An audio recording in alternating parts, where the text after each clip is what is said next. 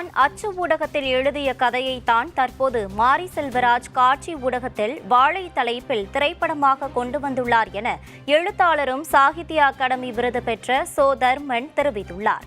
சினிமாவிற்காக கூடுதலாக வேறு காட்சிகளை படமாக்கியுள்ளதாகவும் மற்றபடி முழுக்க தன்னுடைய கதை எனவும் அவர் தெரிவித்துள்ளார். கிட்டத்தட்ட ஒரு 10 வருஷத்துக்கு முன்னாடியே நான் இதே இப்போ எடுத்துக்கக்கூடிய அந்த வாழை படத்தினுடைய கதை அப்படியே நான் சிறுகதையாக எழுதியிருக்கிறேன்.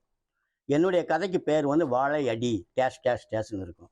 எதுக்குன்னா வாழையடி வாழையாக இந்த சிறுவர்கள் இந்த கஷ்டம் தான் பட்டுக்கிட்டு இருக்காங்க, தலைமுறையாக பட்டுக்கிட்டு இருக்காங்க, மீனிங் வரணுங்கிறதுக்காக தான் அந்த கதையை டேஸ்ட் பண்ணியிருப்பேன். நான் டேஸ்ட்னு கொடுத்துருப்பேன்.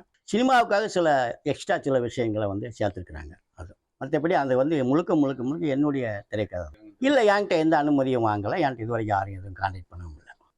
அவருடைய சொந்த அனுபவமும் தான், என்னுடைய கதையும் தான். நம்ம இல்லைன்னு சொல்ல முடியாது. அவரே வாழை சுமந்தான்னு பேட்டி கொடுக்குறாரு, இருக்கலாம். ஆனால் அந்த சிறுவனுடைய வேதனையை, அதனுடைய வலியை, இதை முதல் ஒரு அடையாளமாக, ஒரு படைப்பாக உருமாற்றியவன் நான் தான். அதுக்கு அவர் இன்னும் ஒரு உயிர் கொடுத்துருக்காரு வேற ஒரு ஊடகத்தின் மூலமாக.